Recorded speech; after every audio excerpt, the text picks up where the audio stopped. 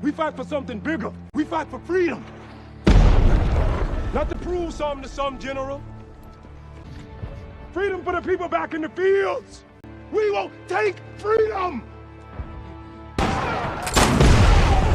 Assalamualaikum warahmatullahi wabarakatuh. Halo Sobat Kenal Cerita, semoga kabarnya selalu baik-baik saja, aman, jaya, sejahtera, sehat lahir batin, dunia akhirat. Di tayangan kali ini masih mengisahkan abad ke-19 yang menjadi bagian dari sejarah kelam yang sangat kejam. General, permission to speak. Mr. Killenfield, sir. I know this one. I fight them.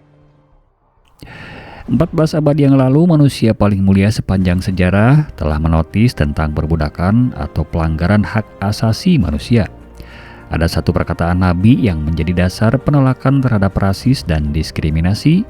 Beliau mengatakan, orang Arab tidak memiliki keunggulan atas orang non-Arab, dan orang non-Arab tidak memiliki keunggulan atas orang Arab. Orang berkulit putih tidak memiliki keunggulan atas orang berkulit hitam, dan orang berkulit hitam tidak memiliki keunggulan atas orang berkulit putih kecuali dengan ketakwaan dan amal soleh.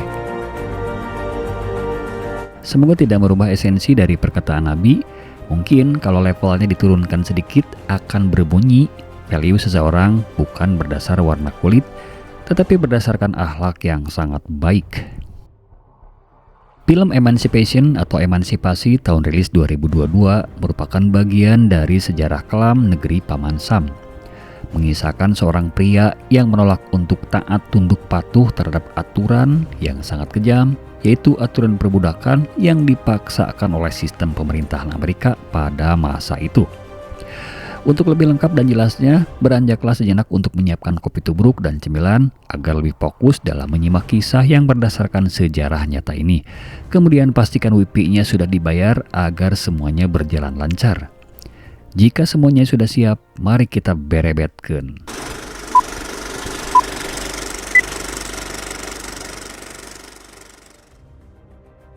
Terinspirasi dari sebuah foto ikonik tahun 1863 yang mengguncang dunia dan membuka mata publik terhadap kekejaman perbudakan, foto tersebut menjadi karya yang diambil dari sosok yang menjadi korban perbudakan. Dia adalah Peter, seorang lelaki yang memiliki keberanian untuk mempertaruhkan nyawanya demi memperjuangkan hak yang absolut untuk setiap manusia. Dirinya meyakini kemerdekaan adalah hak setiap individu.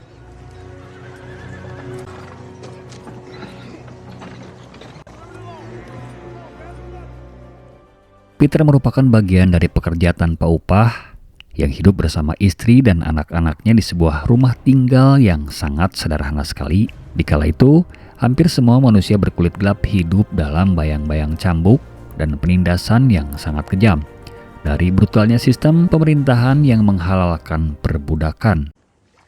I would not be afraid. The Lord is with me. He has become my salvation. Tetapi keadaan ini justru membuat jiwanya semakin kuat. Ia selalu menanamkan keyakinan pada keluarganya agar terus berharap melalui doa. Peter meyakinkan keluarganya bahwa Tuhan tidak pernah tidur. Dirinya pun meminta agar mereka terus mendoakannya supaya apa yang menjadi dambaannya bisa terwujud. Bagi kalangan manusia berkulit gelap saat itu, kemerdekaan dari perbudakan merupakan impian yang paling besar saat itu.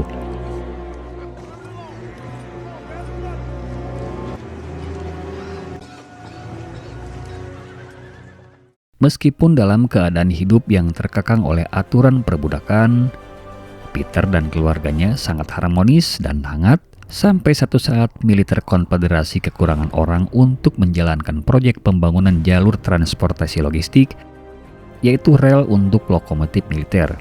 Tidak ada percakapan yang santun atau ucapan permisi apalagi salam, yang ada hanyalah suara dobrakan pintu dan menyeret paksa Peter keluar dari ruangan.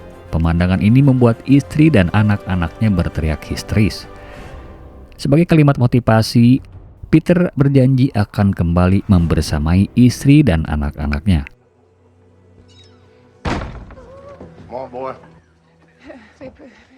I will walk. Come on, damn it, let go. Tentunya menjadi episode baru bagi Peter bersama puluhan budak yang lainnya adalah pindah ke penampungan baru dengan situasi yang mungkin 10 kali lipat lebih brutal dibanding dengan bekerja di perkebunan kapas. Di bawah pengawasan sosok bernama Vassel, manusia berdarah dingin, para budak berkulit gelap dianggap hanyalah hewan hina yang bisa diperlakukan semaunya dia.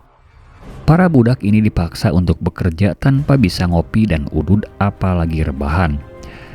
Di bawah terik matahari yang sangat menyengat, mereka dipaksa untuk membuat jalur transportasi kereta uap logistik milik militer. Vassel tidak mentolerir kesalahan sekecil apapun di hadapannya. Semua budak wajib menundukkan pandangannya. Jika melanggar, maka otak para budak akan diisi peluru. And why has he not set you free? God is now with you. I will pray for you. Di tempat penyiksaan ini pun, Peter menjadi saksi bagaimana teman-teman sesama budak harus berperang melawan rasa lapar, dan tidak sedikit dari mereka berakhir di liang kubur. Tekanan yang membuat mental hampir jatuh adalah adanya informasi bahwa bertahan di camp ini adalah kesia-siaan. Liang kubur mungkin menjadi tempat terakhir bagi manusia-manusia yang tidak memiliki keinginan untuk lari dari neraka ini. Tetapi selalu saja ada obat untuk meredakan keputusasaan. Peter tidak sengaja mendengar percakapan antara perwira militer Konfederasi mengenai perkembangan perang saudara. Mereka menyebutkan bahwa pasukan tentara utara yang dipimpin oleh Presiden Abraham Lincoln telah berhasil menguasai wilayah Baton Rouge dan menyatakan bahwa semua budak yang berhasil mencapai garis pertahanan, mereka dinyatakan sebagai manusia bebas. Tentunya informasi ini menjadi bahan bakar semangat untuk lepas dari belenggu perbudakan yang dilegalkan secara aturan. I heard it myself. Slaves are free. We must get to Baton Rouge. Lincoln's army is there. Peter tidak ingin menyelamatkan dirinya sendiri. Bersama dengan kawan-kawannya yang lain, dia mulai menganalisa keadaan dan mencari celah untuk bisa lari dari tempat itu. Momentum itu akhirnya tiba ketika terjadi sedikit kekacauan di area kerja. Peter memanfaatkan itu untuk membuat satu kekacauan kecil sebagai sinyal untuk memulai pelarian. Peter menghajar 2 orang penjaga, kemudian berlari menuju hutan diikuti oleh beberapa kawannya yang memiliki tekad untuk merdeka.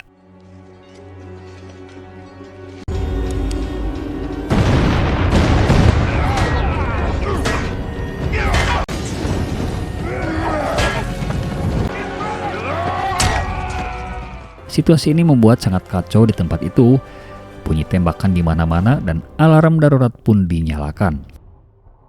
Peter dan kawan-kawannya baru saja memulai perjalanan barunya. Kebebasan adalah tujuannya, ancaman adalah prosesnya.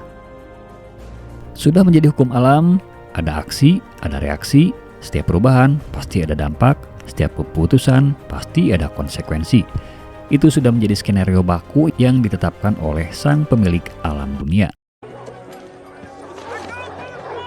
We got work.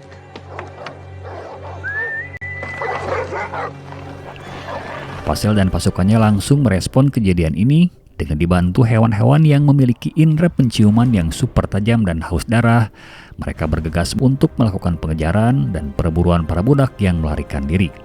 Di sisi lain, Peter bukanlah budak berkulit gelap yang biasa. Dia memiliki kelebihan dibanding Vassel sekalipun. Peter sangat paham dan sadar bahwa dirinya dalam ancaman yang sangat besar.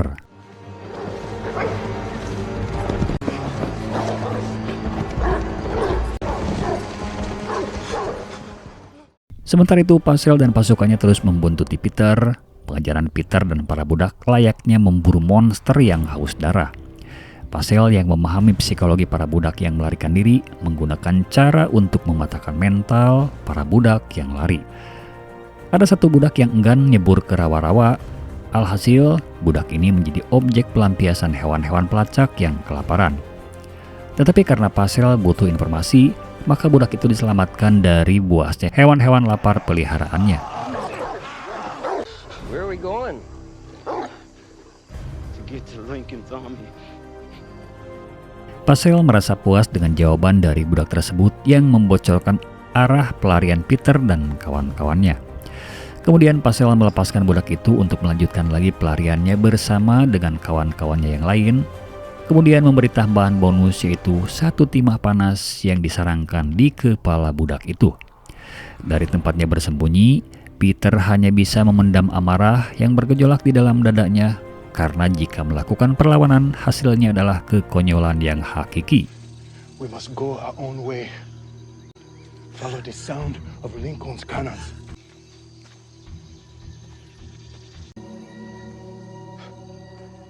Ada satu keputusan yang sangat beresiko tetapi harus dilakukan adalah memisahkan diri alias berpencar. Mereka tidak menggunakan Google Maps ataupun radio komunikasi apalagi WhatsApp. Mereka dipandu oleh naluri akan kebebasan yang hakiki. Kisah akan berfokus pada perjalanan Peter yang benar-benar sendirian, melintasi alam liar Louisiana yang terkenal sangat berbahaya dengan rawa-rawa yang dihuni oleh berbagai predator kelaparan.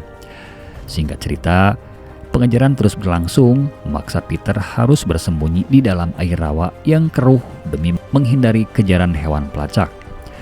Sementara di saat yang sama, seekor aligator raksasa muncul dari dalam air dan menyerangnya secara brutal.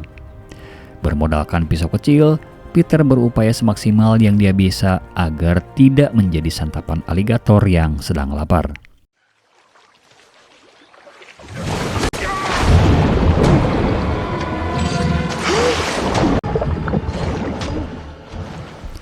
Dengan motivasi kemerdekaan yang hakiki, aligator itu harus berpindah alam di tangan manusia yang bertekad untuk merubah keadaan. Dan buah dari pergulatan itu adalah tambahan luka baru di sekujur tubuhnya. Kekurangan makanan, air minum, sudah menjadi hal yang biasa bagi para budak. Membiarkan luka cambuk hingga sembuh bukanlah hal yang aneh. Situasi itulah yang menjadikan bahan bakar untuk terus bergerak, meskipun ancaman infeksi membayanginya.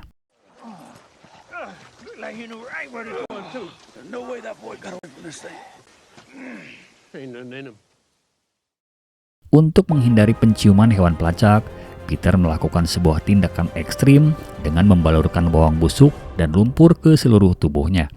Sebuah metode tradisional yang sangat menyiksa namun terbukti efektif untuk memutus mata rantai pelacakan untuk sementara waktu. Tetapi stamina dan lukanya yang terinfeksi membuat Peter kelelahan yang sangat ekstrim. Peter berada dalam keadaan delusi dan hampir saja memberikan nyawanya pada malaikat Israel. Muncul bayangan wajah-wajah keluarganya dan hal itu menjadi booster energi untuk tetap melanjutkan perjalanan untuk kemerdekaannya. I'm sorry, Mama. Sementara kisah akan berpindah pada Dodien di perkebunan kapas. Dodin harus berjuang dengan caranya sendiri untuk melindungi anak-anak mereka dari kekejaman pemilik kebun yang semakin frustrasi akibat situasi perang yang semakin tidak menguntungkan bagi pihak selatan. Sebagai informasi, dalam sejarahnya, Amerika terbagi menjadi 2 wilayah dengan aturan sosial kemanusiaan yang bertolak belakang. Wilayah utara telah menghapus praktek perbudakan, sementara di wilayah selatan tetap bersikeras mempertahankannya. Dodin memiliki keyakinan yang kuat bahwa suaminya masih dalam perjalanan untuk kembali membersamai keluarganya. Dengan sekuat tenaga menjaga anak-anaknya agar tidak dipisahkan oleh praktek jual beli budak. Sosok Dodin menjadi refleksi dari Peter yang memiliki tekad kuat untuk memperjuangkan sesuatu. Dan itulah jodoh. There ain't no other way. It's the only way. Now!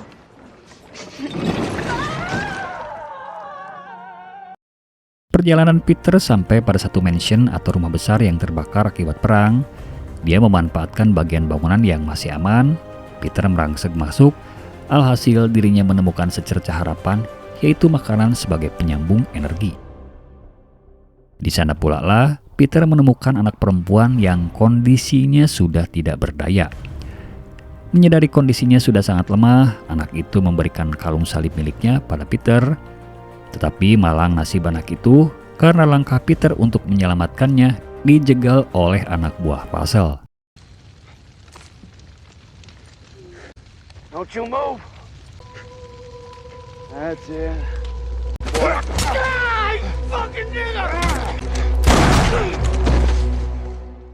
Singkat cerita, dua orang anak buah Pascal berhasil dilumpuhkan, kemudian Peter segera bergegas menembus kegelapan malam. Melihat situasi ini, Pascal murka dan terus melakukan pengejaran dengan dibantu hewan pelacak yang menuntunnya ke arah Peter. Sementara Peter bersembunyi dan bersiap untuk menyingkirkan hewan pelacak yang menghambat perjalanannya.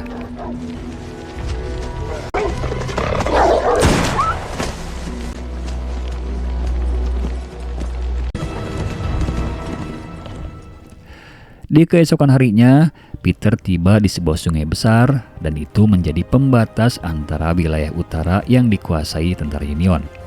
Peter yang kelelahan akhirnya roboh terkena cambukan Pascal yang berhasil mengejarnya.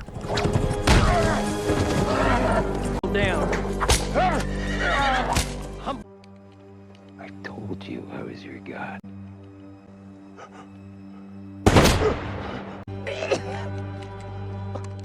Tentunya dengan penuh kemurkaan, Pascal meluapkan semua kekesalannya dengan menghina dan mengancam.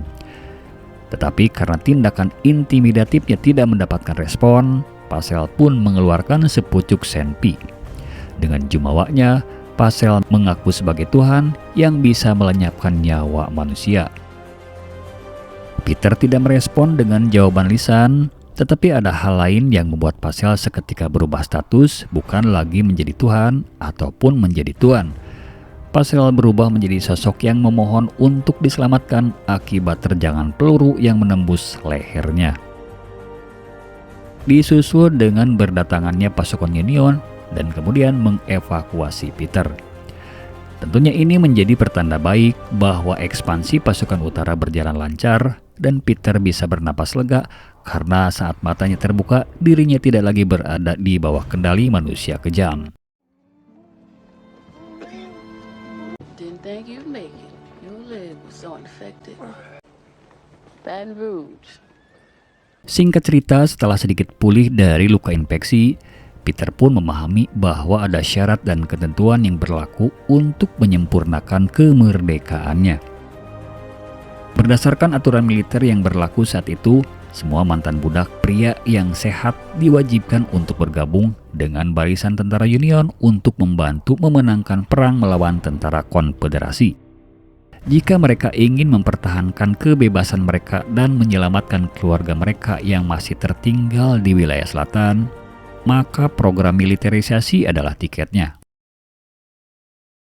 Clinton, did you see a railway in Clinton? I build their tracks. You'll join the army. You'll help free your family. Dengan yakin dan pasti, Peter memilih untuk mengenakan seragam militer khas tentara Union dan mengangkat senjata adalah bagian dari job desk-nya. Sebelum dikirim ke medan tempur, Peter dipanggil oleh fotografer medis di kamp militer. Mereka terinspirasi untuk mendokumentasikan bagian tubuh Peter yang dipenuhi oleh luka cambuk yang mencerminkan harga diri dan martabat dari seorang manusia yang memiliki kemerdekaan. Dari tersebarnya foto inilah, film ini dibuat. Foto itu diberi judul The Scourged Back atau punggung yang dicambuk. Dampaknya sangat baik, yaitu memicu gerakan abolisionis secara masif di berbagai belahan bumi. Akan tetapi bagi Peter sendiri, foto itu hanyalah sebuah catatan fisik dari masa lalunya yang kelam, sementara fokus utamanya tetap tertuju pada masa depan dan keselamatan keluarganya. Captain, your men attack at dawn. Tomorrow on the battlefield, you with me.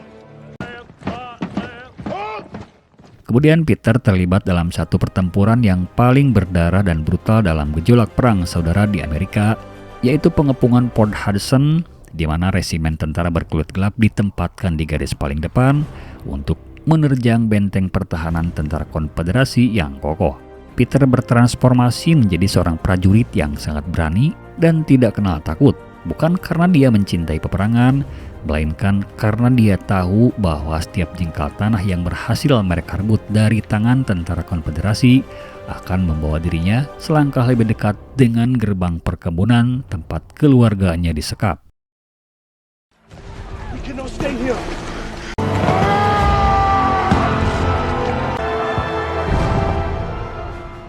Keberanian Peter di medan laga menginspirasi banyak rekan seperjuangannya untuk terus maju menerjang barikade musuh meskipun korban jiwa berjatuhan dengan sangat masif dari pihak mereka.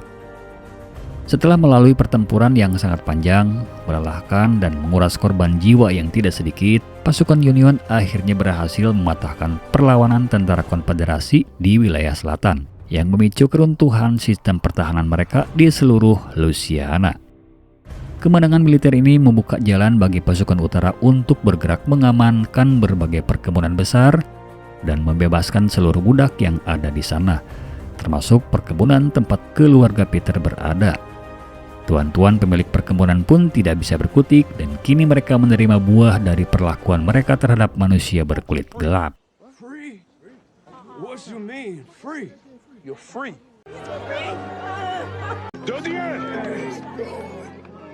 Di sisi lain, Peter terus melakukan pencarian keluarganya karena mereka lah alasan utama untuk tetap hidup melewati segala siksaan di rawa dan di medan perang. Dari kejauhan di antara kerumunan orang yang bersuka cita, sosok Dodien muncul bersama dengan anak-anaknya yang nampak tidak percaya dengan apa yang mereka lihat di depan mata. Buah dari keteguhan selama ini berbuah utuhnya kembali keluarga hangat dan harmonis ini. Perjuangan mereka selama ini terbayar lunas di bawah bendera kebebasan dan kemerdekaan yang sesungguhnya. Sorotan utama dalam kisah ini adalah semangat membara untuk merdeka dari penindasan, serta tekad bulat melepaskan diri dari belenggu penghambaan sesama manusia. Bagaimanapun, kulit hanya pembungkus luar, di balik itu struktur otot, susunan tulang, hingga organ dalam setiap manusia di belahan bumi ini diciptakan Tuhan dengan bentuk dan fungsi yang sama. Satu-satunya yang membedakan hanyalah keyakinan, dan keyakinan bukanlah benda, bukan pula raga atau bagian dari anatomi tubuh manusia. Perjuangan Peter adalah cermin tentang betapa berharganya sebuah kebebasan. Dikala itu, negeri Paman Sam sedang menggoreskan titik terendah dalam lembaran sejarah peradaban manusia. Kisah ini menjadi pengingat bagi setiap jiwa yang dianugerahi kejernihan berpikir dan kebijaksanaan dalam menjalani hidup. Terima kasih sudah menjadi bagian dari kanal cerita. Tetap bergerak untuk kemerdekaan yang hakiki dan tetap bersyukur agar hidup semakin makmur. Wassalamualaikum warahmatullahi wabarakatuh.